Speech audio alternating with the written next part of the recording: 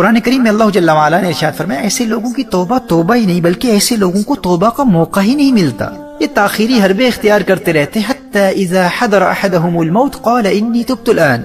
یہاں تک کہ ایک باقاعدہ پلاننگ کے ساتھ توبہ کو مؤخر کرتے رہتے ہیں اور اچانک موت آ جاتی ہے اور موت کو دیکھ کر کہتے ہیں میں نے اب توبہ کر لی۔ دیکھیے اس طبقے سے تعلق رکھنے والوں کا جواب کبھی کچھ ایسا بھی ہوتا ہے کہ میں گناہ تو نہیں چھوڑ سکتا لیکن میں ساتھ ساتھ صدقہ و خیرات بھی تو خوب کرتا ہوں بھائی، میں آنے والے 5 سالوں تک یا 10 یا 20 سالوں تک گناہ بھی کرتا رہوں گا اور میری فلاں نیکیوں اور فلاں صدقات و خیرات سے حساب برابر بھی ہوتا رہے گا، اللہ جل وعلا بیلنس کر دے گا العیاذ باللہ، اور پھر ایک وقت آئے گا کہ ان گناہوں کو بھی چھوڑ دوں گا۔ اچھا کچھ لوگ کسی میریکل کے منتظر ہوتے ہیں، وہ کہتے ہیں ایک دن میری زندگی میں ایسا آئے گا، وہ حج کا دن ہو یا لیلۃ القدر ہو یا شب برات ہو، ایک ایسی رات آئے گی جو میرے دل کی دنیا بدل کر رکھ دے گی، بس میں اس میریکل کا منتظر ہوں، I'm just waiting for that miraculous night that will change my entire life, it will completely transform me and until then I will continue with my sinful activities۔ اس وقت تک میں گناہوں سے بچ ہی نہیں سکتا۔ میرے بھائی اور میری بہنوں، یہ وہ لوگ ہیں جن کے متعلق اللہ جل وعلا ارشاد فرماتا ہے کہ اللہ ایسے لوگوں کی توبہ قبول نہیں فرماتا، یہ ایسے ہی زندگی گزارتے رہتے ہیں یہاں تک کہ ان کی موت آ جاتی ہے اور پھر موت کو دیکھ کر کہتے ہیں اللہ ہمیں معاف فرما دے، آج میں نے توبہ کر لی۔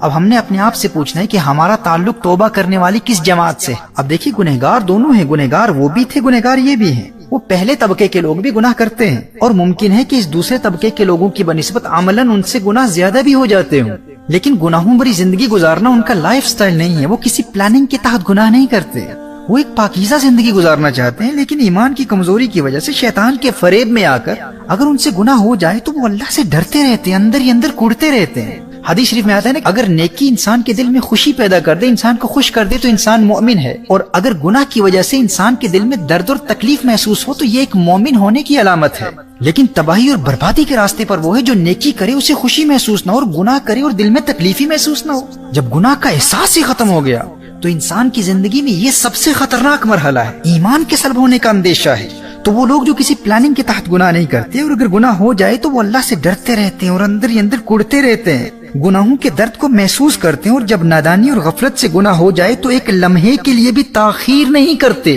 فوراً توبہ کر لیتے ہیں۔ تو اللہ جل وعلا ایسے گنہگاروں کی توبہ فوراً قبول کر لیتا ہے، کیونکہ وَكَانَ اللَّهُ عَلِيمًا حَكِيمًا، اسی آیت میں فرمایا کہ اللہ جانتا ہے، اللہ کو اس بات کا علم ہے کہ وہ اللہ سے ڈرتے بھی ہیں اور نادم و شرمندہ بھی ہیں، اور اس وقت توبہ انہوں نے آئندہ گناہ نہ کرنے کا پختہ ارادہ بھی کر لیا ہے، اور پھر توبہ میں تاخیر بھی نہیں کرتے، فوراً توبہ کر لیتے ہیں۔ اور دیکھیے گناہ کے ارتکاب کے فوراً بعد توبہ کرنے والوں کا گناہ لکھا بھی نہیں جاتا، بلکہ 6 گھنٹوں تک فرشتہ گناہ لکھتا ہی نہیں ہے، اور کچھ اہل علم کے نزدیک 3 گھنٹوں کی روایت بھی ہے۔ المعجم الکبیر میں امام طبرانی نقل فرماتے ہیں، حضرت ابو امامہ رضی اللہ تعالیٰ عنہ روایت فرماتے ہیں کہ نبی کریم صلی اللہ تعالیٰ علیہ وآلہ وسلم نے ارشاد فرمایا جب انسان نیکی کرتا ہے تو دائیں طرف والا فرشتہ نیکی فوراً لکھ لیتا ہے، اور جب انسان گناہ کرتا ہے تو دائیں جانب والا فرشتہ بائیں جانب والے فرشتے سے کہتا ہے امکث 6 ساعات فإن استغفر لم يكتب عليه وإلا أثبت عليه سيئة۔ جب انسان گناہ کرتا ہے تو دائیں جانب والا فرشتہ بائیں جانب والے فرشتے سے کہتا ہے 6 گھنٹوں تک گناہ نہ لکھ۔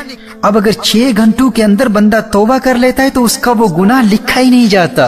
اور اگر توبہ نہیں کرتا تو 1 گناہ لکھا جاتا ہے۔ امام سیوطی فرماتے ہیں یہ حدیث صحیح ہے، لیکن یاد رکھیے یہ اس کے لیے جس سے غفلت کی وجہ سے گناہ ہو جائے، اس کے لیے نہیں جو مکمل پلاننگ کے ساتھ گناہ کرتا ہے اس ارادے سے کہ میں 6 گھنٹوں کے اندر توبہ کر لوں گا تو گناہ لکھا ہی نہیں جائے گا۔ ایسا شخص بھی اس دوسرے طبقے میں شمار ہوتا ہے جو گناہوں کو پلان کرتا ہے، بلکہ جو 6 گھنٹوں کے اندر توبہ کرنے کے ارادے سے گناہ کرتا ہے تو ایسے انسان کا ایمان ہی سلب ہو سکتا ہے، کیونکہ وہ اللہ کی رحمت کا مذاق اڑا رہا ہے۔ تو محترم احبہ اللہ جل وعلا سے ڈرتے رہو، اور اگر غفلت کی وجہ سے گناہ ہو جائے تو توبہ میں تاخیر نہیں کرنی، آئندہ گناہ نہ کرنے کے پختہ ارادے سے فوراً توبہ کر لینی ہے۔ ہم انسان ہیں، ہم سے گناہ ہو سکتے ہیں، لیکن اللہ جل وعلا کی پناہ مانگی اس حالت سے جب انسان توبہ کرنے والوں کے دوسرے طبقے میں شامل ہو جاتا ہے۔ سچی توبہ سے محبت کرتے رہو اور اپنا محاسبہ کرتے رہو، خود سے پوچھتے رہو کہ ہمارا شمار توبہ کرنے والوں کے کون سے طبقے میں ہوتا ہے۔ کہیں ہم اس خوش فہمی کا شکار تو نہیں ہے کہ 2 سال بعد گناہ سے توبہ کرنے کا موقع مل جائے گا، یا حج میں توبہ کر لیں گے، رمضان المبارک میں توبہ کر لیں گے، فلاں حرام کاروبار میں کامیاب ہو جائیں پھر توبہ کر لیں گے۔